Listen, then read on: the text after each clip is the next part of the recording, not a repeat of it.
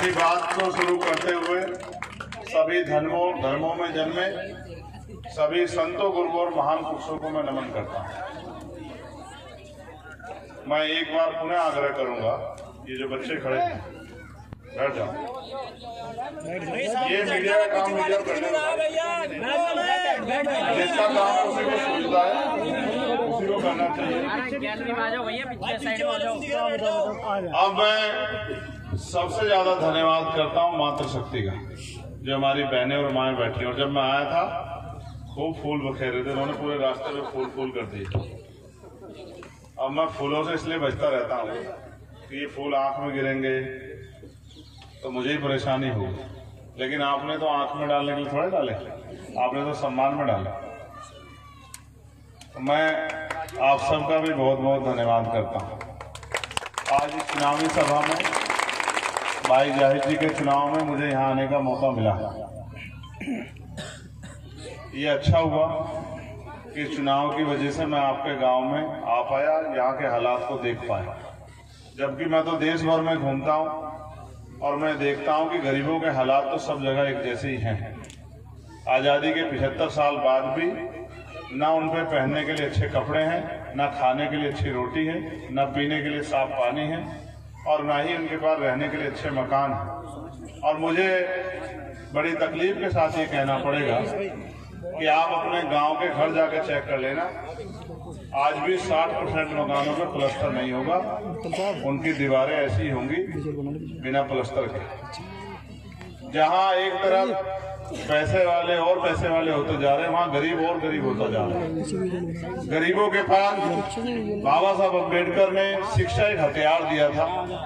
उस हथियार के जरिए जो बहुत गरीब परिवार हैं, बिल्कुल जो हाशिए पे हैं, जिनके परिवार के लोग मेहनत मजदूरी करते हैं, वो भी अपने बच्चे को पढ़ा लिखा के आगे बढ़ा के कल उनका बच्चा पढ़ लिख के नौकरी करके डॉक्टर, इंजीनियर, वकील, जज, सिपाही, पटवारी, सेक्रेटरी, कानूनगो, तहसीलदार, IAS, IPS बनकर जो है अपना गांव और अपने परिवार के हालात को बदल सकता था।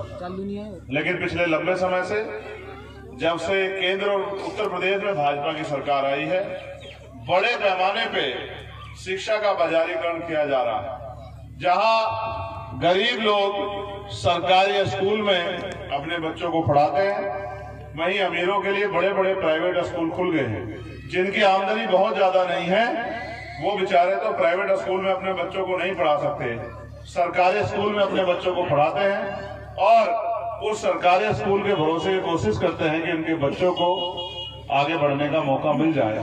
जहां उससे अलग अभी जो भाजपा की सरकार उत्तर प्रदेश में है, बड़े सम्मानित पत्रकार साथी भी यहाँ हैं, 27,000 स्कूल बंद करने की तैयारी उन्होंने की। अब आप ये बताओ, इन 27,000 स्कूलों में, सरकारी स्कूलों में किसके बच्चे पढ़ते हैं?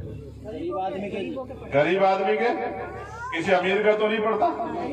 तो अगर ये स्कूल बंद हो जाएंगे तो किनके तरक्की के रास्ते बंद होंगे बताओ? गरीब आदमी के। तो ये सरकार तो कहती है हम गरीबों को 5 किलो राशन दे रहे हैं। मैं बस आपको याद दिलाना चाहता हूँ, अगर थोड़ा सा आप समझदारी कर लोगे, समझदार बन जाओगे तो सारी परेशानियों का हल हो जाएगा। ये जो सरकार हमें 5 किलो राशन देती है, पैसा कहाँ से आता है सरकार के पास? कहाँ से आता है? मैं बस बता देता हूँ थोड़ा सा आपको, फिर समझ आ जाएगा। कुछ जानते हो, कुछ लोग नहीं जानते होंगे। ये जो पैसा आता है सरकार के पास, ये जो हम टैक्स देते हैं, सामान खरीदते हैं ना, उस पर टैक्स लगता है। इनकम टैक्स से लेके तमाम तरह के टैक्स हैं। बिजली, इस पे पेट्रोल पे भी टैक्स है, डीजल पे भी टैक्स है, खाद्य पदार्थों पे भी टैक्स है, और बहुत सारी चीजें आप रजिस्ट्री कराओगे उस पर भी जो है राजस्व लगता है। आप और कोई सामान खरीदो, यहाँ की अगर मैं सामान्य भाषा में समझाऊं, क्योंकि जैसे मैं ग्रामीण क्षेत्र में हूं, तो अगर आप 100 रुपए का सामान खरीदते हो तो लगभग 28 रुपए सरकार के खाते में जाते हैं। कितने पैसे? एक परिवार एक महीने में लगभग 5,000 रुपए का सामान खरीद लेता है, पूरा परिवार मिलकर, यानी कि लगभग 1400 रुपए वो सरकार के खाते में भेजते हैं। सोचो, आपने सरकार को एक महीने में 1400 रुपए टैक्स के दिए और सरकार ने आपको 200 रुपए का अनाज दे दिया, तो क्या सरकार ने आपका फायदा किया या आपका पैसा सरकार की तरफ ज्यादा चला गया? बताओ, ज्यादा चला गया। हम ये सोचते हैं कि सरकार हमें सरकार लेती कैसे हमसे, देखो कैसे लेती है। सरकार ने बिजली के दाम बढ़ा दिए, 8 रुपए यूनिट कर दिए। जो बिल 200-250 रुपए का था 600-700 रुपए का आ रहा है नहीं आ रहा है। सरकार ने पेट्रोल डीजल के दाम बढ़ा दिए, उसका प्रभाव कहां पड़ता है? जो किराया पहले, अच्छा महसूस करके देखो, यहां से सबसे नजदीक भोपाल है, भोपाल जाते हो ना सामान खरीदते पीठ में, अब से 10 साल पहले जाते थे, कितना पैसा लगता था भोपाल जाने में? बताओ, कोई पुराना आदमी बैठा, बताओ कितने पैसे लगते थे? कितने पैसे लगते थे बताओ?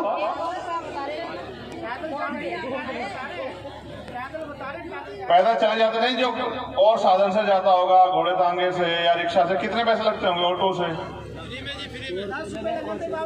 5 रुपए लगते होंगे। आप 2 रुपए कह रहे हो, 5 रुपए लगते होंगे। आज कितने लगते हैं? यहाँ से भोपाल तक फ्री है। यहाँ से मुजफ्फरनगर जाते हो कितने पैसे लगते हैं? पहले 10 साल पहले कितने लगते थे? 10 रुपए लगते थे, आज लगते हैं 25, यानी कि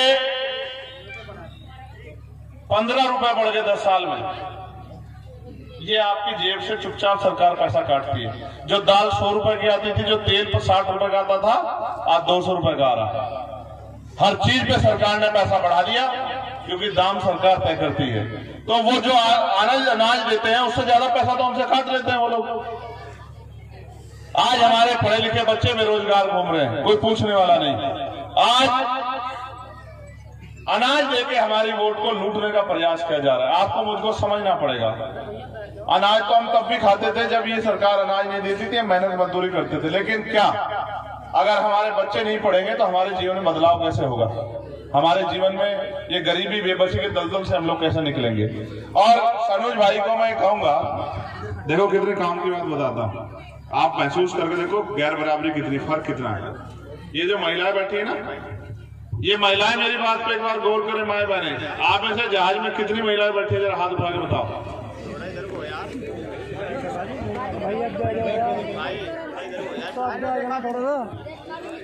कुछ तो बैठी होंगी, झूठ बोल रहे हो, सच बताओ। बैठे नहीं? चलो जहाज महंगा होता है, हेलीकॉप्टर में तो बैठी होंगी, लो बताओ। चलो जहाज में नहीं बैठे, एसी वाली गाड़ी में तो, एसी ट्रेन में सफर किया होगा, एसी के डब्बे में, वो भी नहीं किया। बताओ 4 रुपये गाड़ी कितने घरों में है? हाथ उठा, जिनके घरों में 4 रुपये गाड़ी है, मुश्किल से 1%। वो हाथ उठे नहीं, मैं आइडिया में बता रहा हूं। ये कड़वी बात बताऊं, इनमें से 70% घर में पीने के लिए साफ पानी के लिए आरोप लगा हुआ। आप चेक करवा लो, गांव का सर्वे करवा लो, मेरा नाम चंद्रशेखर आया, मैं गारंटी देता हूँ। जिस पानी को नलके के पीते हैं, अभी तो योजना आ रही है 2-2.5 साल खुदे रहे गड्ढे, और जब आएगी बिल देखना क्या आएगा। जिस पानी को पीते हैं उस पानी का टेस्ट करवा लो फॉरेंसिक, अगर वो पानी खराब ना निकला, मैं गारंटी देता हूँ। ये हालात है आज प्रदूषण का ये हाल है कि दिल्ली में, गाजियाबाद में, मेरठ में जहर घूम रहा है। जो आदमी बीड़ी सिगरेट नहीं पीता ना, कहता मैं कुछ नहीं खाता पीता, वो भी दिन में 50,000 सिगरेटों का धुआं अपने अंदर ले रहा है। इतना पोल्यूशन है, कोई पूछने वाला नहीं है। पैसे वाला हो रहा है, गरीब गरीब होता जा रहा है, और सरकार कह रही है कि हम सबके साथ की बात कर रहे हैं। मैं तो आपको ये कह सकता हूं, अगर जिंदगी बदलनी है तो कुछ फैसले लेने पड़ेंगे। आप यहाँ इतने बड़े पैमाने बैठे हो, इतना प्यार करते हो, इतना समर्थन देते हो, लेकिन जब तक ताकत नहीं दोगे वोट की, तो कैसे बदलाव होगा? आप मुझे बताओ। मैं तो बहुत कुछ करना चाहता हूँ। मैं तो चाहता हूँ कि हमारी पढ़ी लिखी बहनों को रोजगार मिले। मैं तो चाहता हूँ जो गांव में महिलाएं रहती हैं, जो भट्टों पे काम करती है, कोल्हू में काम करती है, दूसरे खेतों में काम करती हैं, पशु पाल के घास ला के अपना घर चलाती हैं, उनको कुटीर उद्योग रख के 15-20 हजार रुपए का रोजगार मिले। मैं तो चाहता हूँ। मैं तो ये भी चाहता हूँ कि उद्योग धंधे लगे ऐसे जिससे यहाँ के पढ़े लिखे नौजवान को रोजगार मिले। मैं तो ये भी चाहता हूँ, मैंने कल ही लेटर लिखा कि 1.5 लाख के करीब सरकारी कर्मचारियों की, मास्टरों की जो है वैकेंसी खाली पड़ी है, सरकार भरे।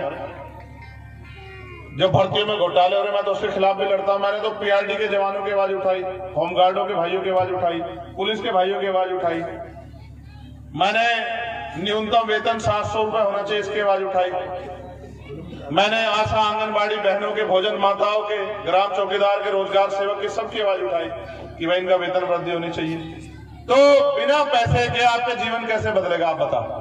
जब आपकी जेब में कुछ नहीं होगा तो आप अपने बच्चों को दोगे क्या? और मैं तो ये भी जानता हूं बड़े कड़वे शब्दों में कह रहा हूँ कि इनके बच्चे इनसे कहते होंगे कि आज मुझे खाना है, इनकी जेब में पैसे नहीं होते, तो ये उसको पता नहीं कैसे कैसे समझाती हूँ। कहते होंगे भाई वो बहुत अच्छी चीज नहीं है, ये नहीं है, वो नहीं है, पता नहीं कैसे कैसे गरीब अपना टाइम पास कर रहा है, लेकिन इसकी परवाह सरकार को नहीं है। तो ये तो भला हो बाबा साहब अम्बेडकर का कि उन्होंने संविधान में मुझे हमें अवसर दिए, सब लोगों को, प्रत्येक नागरिक को। अगर अवसर नहीं होता तो आज आपका ये आपका बेटा ये मेंबर ऑफ पार्लियामेंट कैसे बनता? अभी तो लड़ाई का एक शुरुआत हुई, अभी तो आपका चंद्रशेखर छोटा सा है, एक शुरुआत की आपने। जैसे धीरे धीरे आप ताकत दोगे, जिस दिन चंद्रशेखर अपने पैरों पर खड़ा हो जाएगा, मेरी बात को आप याद रखना, आपका हाथ नहीं फैलेगा किसी के सामने, इस बात की गारंटी देता हूं मैं। उस दिन के बाद कानून का डंडा कोई भी जो है, आज तो मैं आपको फिर कह रहा हूं, हम पे पॉलिसी है। आज तो आप सरकारी दफ्तरों में भागे फिरते हो, पेंशन नहीं है, राशन कार्ड नहीं बना, आधार कार्ड नहीं बना, ये नहीं बना, वो नहीं बना।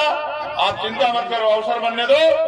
ये जो मनी सचिवालय की बात की गई है ना, ये सचिवालय जो है प्रोजेक्ट जो बनाया गया, मैं आपको लिख के देता हूँ, किसी दफ्तर में लाइन में लगना पड़ेगा, आपके सारे कागज जो है वो घर पे आके बनेंगे, सिर्फ आपको जानकारी फोन पे देनी होगी, हम सारे काम करेंगे।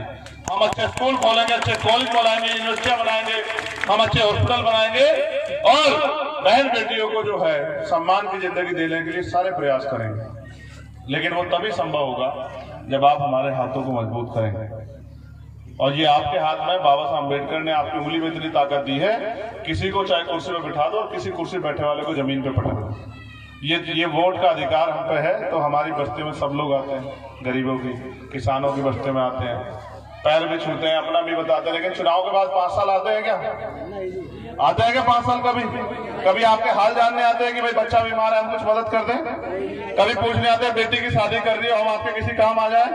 कभी पूछने आते हैं कि भाई आपका बच्चा बीमार है, कोई और परेशानी है, तो हम आपके किसी काम आ जाए? तो जिनका आपसे जो वोट का रिश्ता है ना, अब उनको आपको छोड़ना होगा और काम करने वाले बताओ अच्छा ईमानदार से 24 घंटे 7 दिन संघर्ष कर रहे हैं, नहीं कर रहे हैं हम लोग? बताओ अच्छा ईमानदार, झूठ बोल रहे हैं? कोई दिन ऐसा होता है जिस दिन घर बैठते बताओ? कभी कहीं कभी कहीं रहते नहीं रहते लोगों के बीच में, और हमेशा प्रयास करते हैं लोगों को न्याय दिला सके। मैं तो आपसे मदद मांगने आया। हमारी पार्टी संगठन के सब नेतागण बहुत मेहनत कर रहे हैं, मैं इनका धन्यवाद करता हूँ कि हम लोगों पे भरोसा करते हैं। लेकिन जब तक आपकी ताकत हमारे साथ नहीं खड़ी होगी, तब तक बात आगे नहीं बढ़ेगी। बताओ मदद करोगे नहीं करोगे हमारी? बताओ। नहीं, इतनी हल्के आवाज में नहीं, मैं बिल्कुल सुनूंगा। जोर से बताओ मदद करोगे नहीं? रुक जाओ भाई, सिर्फ महिलाएं बोलेंगी, बहनें और माएं। बताओ जोर से मदद करोगे नहीं करोगे? मैं नहीं, जिनकी माँ, जिनका बेटा इतना मजबूत हो, उसकी आवाज दहाड़ इतनी और उनकी माओ की आवाज बहनों की इतनी खराब कमजोर हो जाए, कैसे चले? बताओ मदद करोगे नहीं करोगे? नहीं, अभी भी आनंद नहीं आ रहा भाई। तुम बता के दिखाओ जरा एक जोर। बताओ, ये तुमसे पैदा हुए, तुम्हारी आवाज इनसे कम होगी। बताओ मदद करोगे नहीं करोगे? बताओ। अच्छा, मदद कैसे होगी पता है? मदद ऐसे होगी कि जब 20 तारीख को वोट पड़ेगा, पहले 13 में पढ़ रहा था, अब 13 में नहीं पढ़ रहा, किस तारीख पड़ेगा? 20 में जब आप सुबह घर से निकल के जाओगे तो एक एक वोट केतरी के निशान पे पड़ना चाहिए। बताओ मदद करोगे नहीं करोगे? बताओ। दोनों हाथ उठाओ। अच्छा, ऐसे तुमने रोटी नहीं खाई क्या जिन्हें? अच्छा, क्या है निशान? अच्छा बताओ, जिस पर मोहर लगाओगे बताओ, जोर से बताओ। अच्छा, बाद में मेरे जाने कोई पैसे वाला आ गया, कहा इनको छोड़ो हमारे साथ चलो, तो साथ छोड़ दोगे क्या? पक्का? अभी देख लो, अभी बता दो। अगर ना करनी है तो अभी मना कर दो मुझे, मैं ऐसे ही चुपचाप चला जाऊंगा। बताओ पक्का? दोनों हाथ उठा के फिर आशीर्वाद दो, फिर ऐसे करके खोल के मुट्ठी आशीर्वाद दो। क्या आशीर्वाद दे रही है बताओ? है? ये आशीर्वाद दो कि खूब लड़ो और तब तक लड़ते रहो जब तक हमारी गरीबी की बेवड़ियां ये कट ना जाए, जब तक हमको इज्जत सम्मान की जिंदगी ना मिल जाए, तब तक लड़ते रहो। ये आशीर्वाद है। और मैं आपसे भी कहना चाहता हूं, अच्छा एक काम और कर देना आप सब लोग, आपने जिनकी भी रिश्तेदारियां हो इस विधानसभा क्षेत्र में, उनके यहाँ फोन कर देना कि भैया की मदद करानी। कर दोगे नहीं कर दोगे इतना काम? अच्छा, आपको कहता हूं, इतने माला फूल फेंके आप लोगों ने, घर से निकल के दूसरे गांव में जाके लोग तैयार कर लोगे नहीं कर लोगे? पहले बताओ, ताकत देना चाहते हैं देना चाहते हो? बताओ। नहीं, ठंडी आवाज, इसको नहीं माना गया। बताओ ताकत दोगे नहीं दोगे? ठीक है, तो मैं आपका धन्यवाद करता हूं। हमारी पार्टी के सभी सम्मानित नेताओं ने, जिन्होंने कार्यक्रम कराया, मेहनत की, और इस गांव के